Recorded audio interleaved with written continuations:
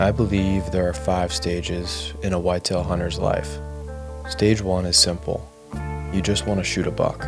Doesn't matter how or where, whether it be an arrow knocked, a bullet racked, you just want to get your hands on a set of antlers. Now stage 2 is wanting to shoot a lot of bucks.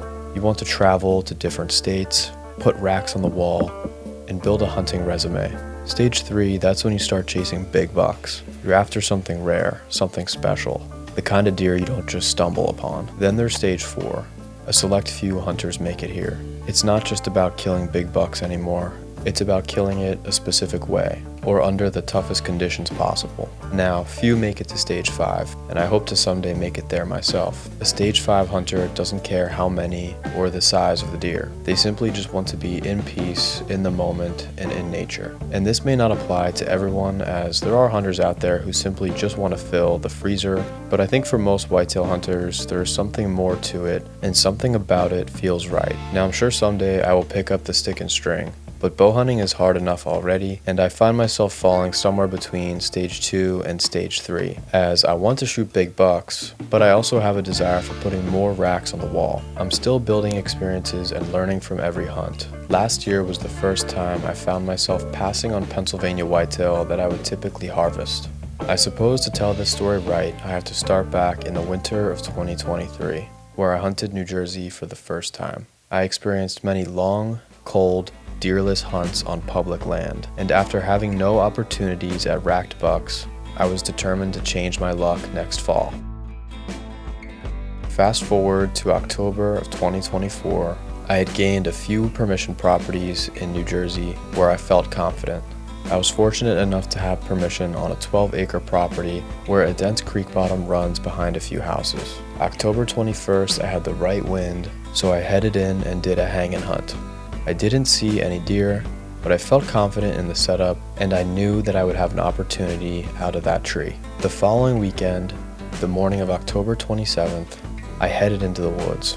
I got to the base of my tree 20 minutes late, and because of this I spooked a buck that was right near my stand, which I maybe would have had a chance at if I would have been on time. Not long after getting set up, deer started to show. While sitting there, out of the corner of my eye, I spotted a buck walking away from me, and unfortunately this deer was dead downwind of me. I performed a few tending grunts to see if I could get him to come and check me out, but he hung up at about 60 yards and stayed there for 20-25 minutes, and eventually he headed out. A little while after that deer made it out of sight, I decided to do a rattling sequence, which typically would include some grunting, mostly just rattling the antlers together. Typically I try to ruffle up some branches nearby and make a little bit of noise. I actually peeled some bark off of this tree because it was so dead, just to make some extra commotion.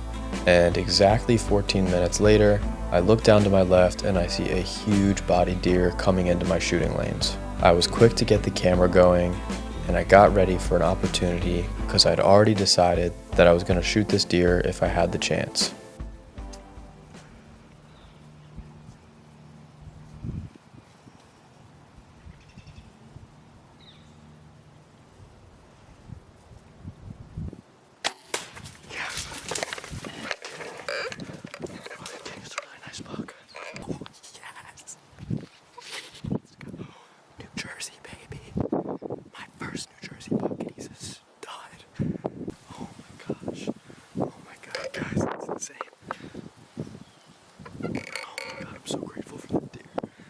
The shot was about 22 yards, and I absolutely smoked him.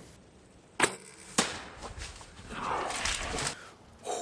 awesome. I just got done talking to everyone on the phone, called the parents, called a couple of buddies, and I feel good about that. I feel good about the shot. I can see my arrow. It's actually covered in red, so I'm pretty sure he's definitely down. I mean, I heard him crashing and everything like that too, so I'm super grateful, super thankful for that deer. That's a nice buck. He's going to provide a bunch of meat.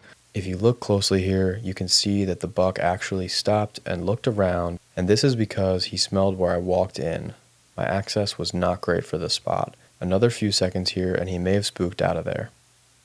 Anyways, he ran about 50 yards. I called my buddy Spencer, who came to help out with dragging the deer out of there. This deer had a huge body, so he was super heavy, and I really appreciated the help. I ended up giving a whole hindquarter to the property owner, who was super happy to have gotten that, and I think it's a fair trade for a whole deer. Got him back to the house, got him quartered up, grinded all the meat, got it all frozen in the freezer, and that is obviously a big reason why we do this, is for the harvest. And I was super stoked to be able to have harvested my first buck in New Jersey. I am enjoying the process of progressing as a bow hunter, and I know someday that I'll pick up the stick and string, but for now, I will continue to sling expandable broadheads and lead when needed. Comment down below what stage hunter you are, and if you think there is any truth to this at all. I hope you enjoyed this video, and if you did, please hit that like button and subscribe. Support the channel by picking up some merch, link in description for that, and as always, I'll see you guys on the next one.